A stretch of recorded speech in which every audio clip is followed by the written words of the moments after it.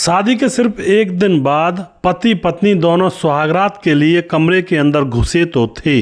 रात भर वह उसी कमरे के अंदर रहे। घर वाले बाहर थे, खुश थे कि वो दोनों सुहागरात के लिए कमरे में हैं।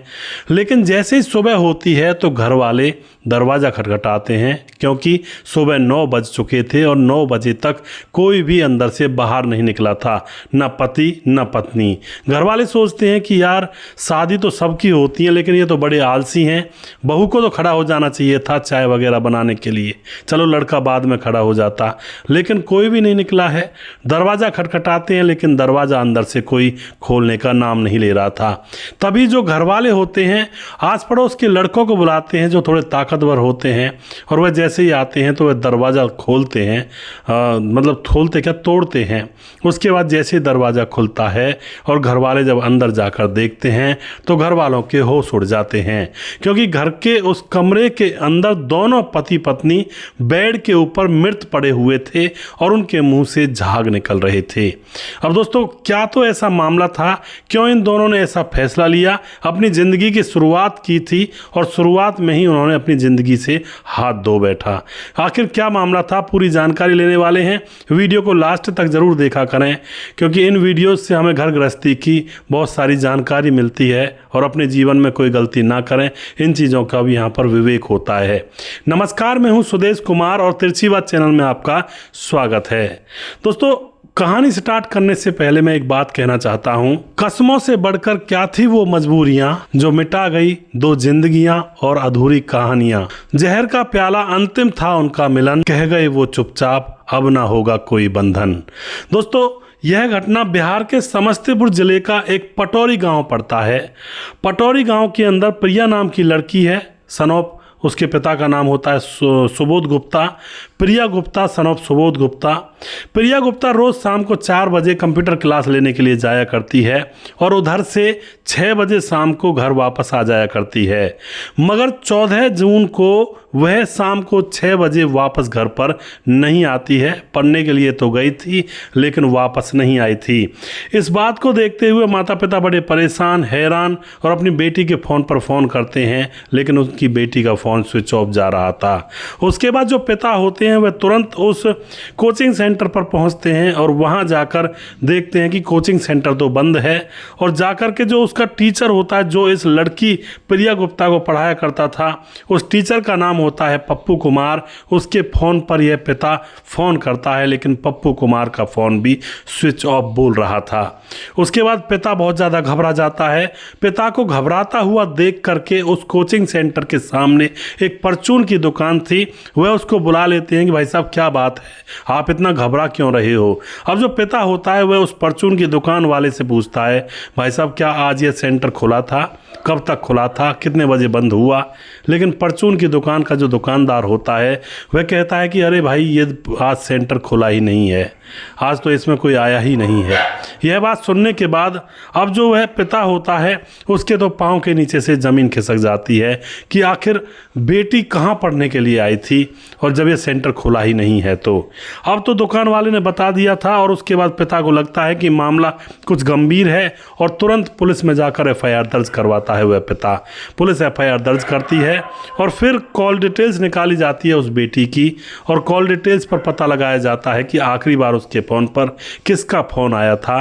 तो पुलिस को पता लग जाता है आखिरी बार उस बेटी प्रिया गुप्ता के फ़ोन पर उसके टीचर सुबोध गुप्ता का फ़ोन आया था, और उसके बाद दोनों का फ़ोन एकदम से बंद हो जाता है, एक ही टाइम पर, एक ही जगह पर। अब तो यह मामला पुलिस के सामने आ चुका था, इतनी जानकारी। दरअसल दोस्तों, प्रिया नाम की लड़की जिसकी उम्र 21 साल होती है और वह पटौरी गांव के अंदर रहती है, जो कि बिहार समस्तीपुर जिले के अंदर पड़ता है, और प्रिया के पिता का नाम होता है सुबोध गुप्ता। प्रिया जो कि 21 साल की है, कंप्यूटर की कोचिंग लेना चाहती है, तो उसका पिता उसको पास के ही शहर में कंप्यूटर क्लास की कोचिंग दिलवा देता है। वहाँ पर सेंटर पर जाकर उसकी फ़ीस वगैरह भर देता है। उस कोचिंग सेंटर को पप्पू कुमार नाम का एक 27 साल का युवक चला रहा होता है। और जो पप्पू कुमार होता है वह बिहार के वैशाली जिले के नवादा गांव का रहने वाला होता है। अब तो यहाँ पर दोस्तों यह जानकारी सारी आप लोगों के सामने आ चुकी है। उसके बाद 14 तारीख को यह लड़की प्रिया गायब हुई थी। पिता ने खूब ढूंढा लेकिन कहीं नहीं मिली। और 15 तारीख को ही सोशल मीडिया पर प्रिया का एक वीडियो तैर रहा होता है। उस वीडियो में प्रिया शादी कर लेती है अपने टीचर के साथ, पप्पू कुमार के साथ। और शादी करने के बाद दोनों माला में खड़े हुए थे, माला पहनकर। और प्रिया कह रही थी कि मैं अपनी शादी की खुद जिम्मेवार हूं और मैंने अपनी मर्जी से शादी की है, पप्पू ने मेरे साथ कोई ज़बरदस्ती नहीं की। और उसके बाद वह कहती है कि हमें परेशान ना किया जाए, हम अपना घर बसाने जा रहे हैं। यह वीडियो जब वायरल हो रहा था तो प्रिया के पिता को भी यह वीडियो मिल जाता है। और उसके बाद इस वीडियो को लेकर प्रिया का पिता पुलिस थाने में जाता है। और पुलिस दोस्तों उस लड़के के एड्रेस को पूरी तरह से जांच परख करके, जो पप्पू कुमार टीचर होता है वह बिहार के वैशाली जिले के नवादा गांव का होता है।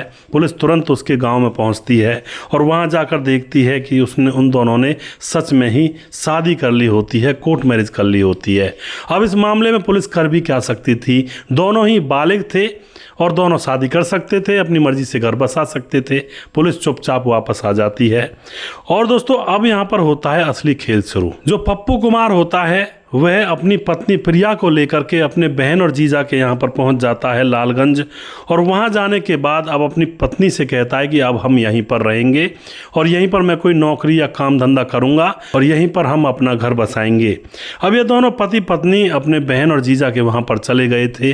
वहाँ पर पूरे दिन भर यह अपने बहन और जीजा के पास रहते हैं। होता है शाम का समय, शाम के समय इन दोनों को एक अलग से कमरा दे दिया जाता है और उस कमरे में ये दोनों पति पत्नी सुहागरात मनाने के लिए घुस जाते हैं। और फिर दोस्तों पूरी रात गुजर जाती है। पूरी रात गुजरने के बाद सुबह होती है। सुबह भी 9 बज जाते हैं। 9 बजे तक इनमें से कोई भी बाहर नहीं निकलता है। जब बहन और जीजा देखते हैं कि आखिर मामला क्या है, उसके बाद दरवाज़ा खटखटाते हैं लेकिन अभी भी कोई रिस्पॉन्स इसकी तरफ से नहीं आ रहा था। और फिर वह पड़ोसियों को बुलाते हैं। दरवाज़ा तोड़ा जाता है और दरवाज़ा तोड़कर जब देखा जाता है तो घर के अंदर, कमरे के अंदर दोनों मृत अवस्था में पड़े हुए थे। उन दोनों को उठाकर हॉस्पिटल ले जाया जाता है लेकिन डॉक्टर उनको मृत घोषित कर देते हैं। अब तो यहाँ पर दोस्तों पुलिस को जब यह खबर मिलती है तो पुलिस उन जीजा और बहन को अरेस्ट करती है और उनसे सख्ती से जब पूछताछ करती है तो जीजा और बहन सारी सच्चाई पुलिस के सामने ज्यों की त्यों, तो बहन और जीजा पुलिस के सामने सारी सच्चाई बताते हैं। सच्चाई क्या थी, जो यह लड़का था जिसका नाम था पप्पू कुमार, यह उस लड़की के साथ जब फरार हुआ था तो पप्पू कुमार के माँ बाप ने कहा था कि तू उस लड़की के साथ शादी करेगा ये अच्छी बात नहीं है, वो दूसरी जाति की है, तो उसके साथ शादी मत कर। लेकिन पप्पू कुमार मानता नहीं है और उस लड़की से ज़बरदस्ती शादी कर लेता है घर वालों की मर्जी के बगैर। और शादी करने के बाद अब घर वाले बिल्कुल खिलाफ थे कि हमारे पास नहीं रहेगा, हम तुम्हें नहीं रखेंगे और जो लड़की के माँ बाप है वह तुम्हें जिंदा नहीं छोड़ेंगे और तुम मारे जाओगे। इस तरह से उनको डरा दिया जाता है। और उसके बाद वह अपने बहन और जीजा के पास पहुंचता है पप्पू कुमार अपनी पत्नी को लेकर के। बहन और जीजा भी खुश नहीं थे इस रिश्ते से, लेकिन मजबूरी में करते तो करते क्या, उनको वहां पर ठहरा लेते हैं। और फिर दोस्तों रात में इन दोनों की प्लानिंग यही बनी होगी कि भाई अब हमें लड़की के पिता नहीं छोड़ेंगे और उसके बाद हम क्या करेंगे, हमारे पास कोई काम धंधा भी नहीं है और हमारे पास कमाने खाने का रोज़गार भी नहीं है, बाहर निकलें तो कैसे डर लगता है। इस बात में आकर के दोस्तों दोनों ने जहर खा करके इस दुनिया से विदाई कर ली और वह इस दुनिया को छोड़कर चले जाते हैं। यही कयास यहाँ पर लगाया जा रहा है। लेकिन दोस्तों यह वह जो लड़का था वह टीचर था, कहीं और जाकर कोचिंग इंस्टीट्यूट चलाता या कहीं नौकरी मिल जाती और अपना गुजर बसर कर सकता था। यह उन दोनों ने गलती की, कायराना हरकत दिखाई। और दूसरी बात, घर वालों की मर्जी के बगैर भाग कर के जो शादी कर ली यह भी बहुत गलत था। घर वाले कोई किसी बच्चे को गड्ढे में नहीं डालते हैं, बहुत अच्छा घर चुनते हैं। लेकिन आजकल के दौर में कलयुग का कलिकाल चला हुआ है दोस्तों, किसी को इन बातों की कोई चिंता है ही नहीं। तो कभी भी इन चक्करों में ना पड़ें, वरना तो दोस्तों एक दूसरे से बिछड़ना भी हो सकता है। जैसे कि इस कहानी के अंदर दोनों पति पत्नी मिले तो थे, पति पत्नी बने थे जीवन गुजारने के लिए, लेकिन अंत में दोनों को इस दुनिया को छोड़कर जाना पड़ा परिस्थितियों के हिसाब से। तो ऐसी शादी से फ़ायदा क्या हुआ उनको? एक दिन की शादी के लिए घर वालों के बुरे बन गए और जान से चले गए, हाथ धो बैठे, इस दुनिया को छोड़कर चले गए और अपनी सारी ज़िंदगी को बर्बाद कर लिया। क्या फ़ायदा इनको मिला? कुछ भी फायदा नहीं मिला। दोस्तों, एक बात मैंने शुरुआत में कही थी, कस्मों से बढ़कर क्या थी वो मजबूरियां जो मिटा गई 2 जिंदगियां और अधूरी कहानियां। जहर का प्याला अंतिम था उनका मिलन, कह गए वो चुपचाप अब ना होगा कोई बंधन। तो इस तरह से दोस्तों जीवन लीलाएं समाप्त हो जाती हैं जब लड़के लड़कियां घर वालों की मर्जी के बगैर शादी करते हैं। कई बार कई मामलों में ऐसी ही कहानियां देखने को मिलती हैं। पहले अवैध संबंध बनते हैं लड़का लड़की के और उसके बाद वह शादी कर बैठते हैं और फिर वह अपना जीवन अच्छे से जीने की कोशिश करते हैं, लेकिन ऐसा हो नहीं पाता है। दोस्तों, ये तो वही बात हो गई, पहले इस्तेमाल करो फिर विश्वास करो, लेकिन यहाँ पर कई बार ये बातें गलत पड़ जाती हैं। आप जो भी कुछ कहना चाहते हो अपनी राय कमेंट बॉक्स में लिख सकते हैं और लोगों के साथ शेयर कर सकते हैं। और वीडियो के लास्ट में कुछ भाइयों के नाम जरूर लेना चाहूँगा जो भाई हमारे वीडियोस को देखते हैं और हमें खूब सपोर्ट करते हैं। हमारे साथ है साहबुद्दीन मियाँ जो कि कमेंट करते हैं, बहुत धन्यवाद करते हैं भाई का। और उसके बाद Shaheen Khan, very nice story. राब मोहम्मद यासीन लाहौर पाकिस्तान से जो कि हमारे वीडियोस पर लगातार कमेंट करते हैं, भाई का बहुत बहुत धन्यवाद करता हूं। और उसके बाद हमारे साथ हैं राम बहादुर सिंह हैं, कहानी बहुत ही अच्छी है और कहानी सुनकर आंख से आंसू आ गए, नाइस स्टोरी, आपको नमस्ते। राम बहादुर सिंह रायगढ़ छत्तीसगढ़ से बहुत बहुत धन्यवाद करते हैं भाई का। और उसके बाद हमारे साथ अगले भाई हमारे हैं जिनका नाम है यहाँ पर दुर्योधन, जो कि कई बार कमेंट नहीं कर पाते हैं। दुर्योधन भाई आप लगातार कमेंट करते रहा करें। नमस्ते सर, आपकी कहानी बहुत अच्छी होती है। यूपी पनियारा महाराजगंज से दिलीप राजपूत, जिला खंडवा, गोकुल गाँव, भाई साहब राम राम जी। और उसके बाद लाला राम संकवार जो कि कमेंट करते हैं संकवार 32 लखनऊ से, यूपी 32 से। उसके बाद खेमराज भाटी हमारे भाई कमेंट करते हैं, story is very best motivational, Ram Ram भाई जी। खेमराज गुज्जर चिट्टी जीबी नगर यूपी 16 से हैं। और उसके बाद भीम कसारे हमारे भाई कहते हैं कहानी बहुत अच्छी है भाई साहब जी, मैं भीम कसारे महाराज से हूँ। श्यामलाल चौधरी नौकाबिकरनी राजस्थान से हैं और अच्छी कहानी सुनाते हो, बहुत बहुत धन्यवाद जी। साहब सिंह जिला बिजनौर सलेमपुर चीमा, साहब सिंह सरदार, बहुत अच्छा लगा जी। उसके बाद हमारे साथ हैं साहबुद्दीन मियाँ, दोबारा से कहते हैं दरोगा साहिबा, बहुत ही अच्छा काम किया। मेरा नाम साहबुद्दीन, वीडियो में मेरा नाम नहीं लेते हो, आपका नाम लिया है साहबुद्दीन भाई, आप लगातार कमेंट किया करें। और उसके बाद हमारे साथ विमलेश भाई कमेंट करते हैं, बहुत बढ़िया कहानी सर जी, दिल को छू गई। मैं रोशन नोएडा से, रोशन भाई हैं नोएडा से। और सुखवीर कुमार, हेलो सर जी, आपकी वीडियो लेट बहुत आ रही है, हाँ प्रॉब्लम्स है क्या, आप ठीक? तो मैं फ़िलहाल ठीक हूँ सुखवीर कुमार जी, और वीडियो जल्दी ही आएंगी इसके बाद। नूर भाई हमारे कमेंट करते हैं, बहुत धन्यवाद करते हैं नूर भाई को। कलमुद्दीन है, मोहम्मद कलमुद्दीन हमारे भाई लगातार कमेंट करते हैं। और उसके बाद कुछ भाई और हैं, श्रवण स्वामी हमारे भाई कमेंट करते हैं। और उसके बाद हमारे साथ कुछ फेसबुक पर हैं जो कि हमारे वीडियोस को लगातार देखते हैं, सभी का बहुत बहुत धन्यवाद करता हूं दोस्तों। इसी तरह से आप लोग सपोर्ट बनाए रखा करें। और गांव के दबंगों वाली जो वीडियो मैंने डाली थी फेसबुक पर लास्ट वाली, इसके कमेंट्स मैं यहाँ पर ले रहा हूँ, जिसमें हमारे साथ बने हुए हैं साहिब अनवर हमारे भाई कहते हैं, सर नमस्कार, मेरा नाम साहिब अनवर है, गांव मोहम्मदपुर, जिला मोतिहारी, बिहार का रहने वाला हूं। सर मेरा भी नाम दीजिए। बिल्कुल जी। साहब सिंह जिला बिजनौर, साहब सिंह सरदार, बहुत अच्छा जी, बहुत बहुत धन्यवाद साहब सिंह जी, दोनों जगह देखते हैं यूट्यूब और फेसबुक पर। और भीमदत्त जोशी, शादी का कार्यक्रम सोच समझ कर ध्यान से ही करना चाहिए जी, बिल्कुल। समाधान पाटिल भाई साहब बहुत अच्छी कहानी सुनाते हो, समाधान पाटिल जलगाँव महाराष्ट्र से हैं, जो कि हमारे वीडियोज़ पर लगातार कमेंट करते हैं। और राम गोसाई समाधान पाटिल भाई से कह रहे हैं कि वाह छोटे भाई, आप हर किसी की स्टोरी देखते हो, तो कहीं और भी कमेंट पढ़ लिया होगा राम गोसाई ने।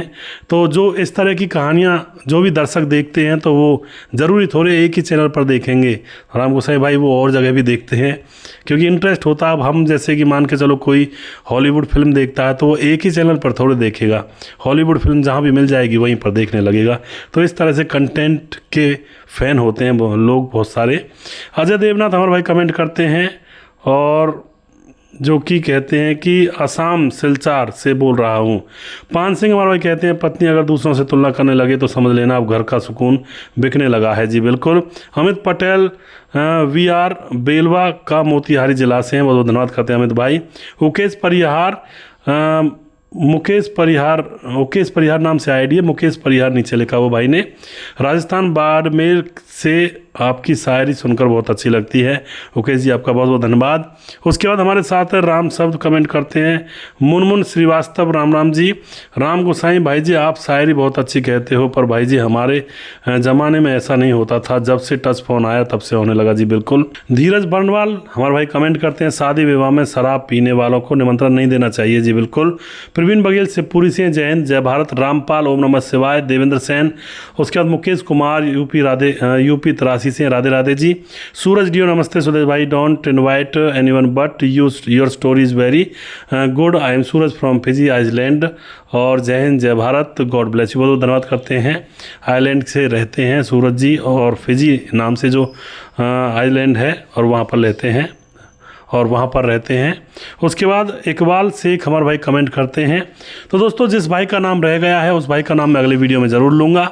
अगला वीडियो बहुत जल्दी फिर से लेकर आऊँगा। तब तक आप खुश रहें, सावधान रहें। जय हिंद जय भारत।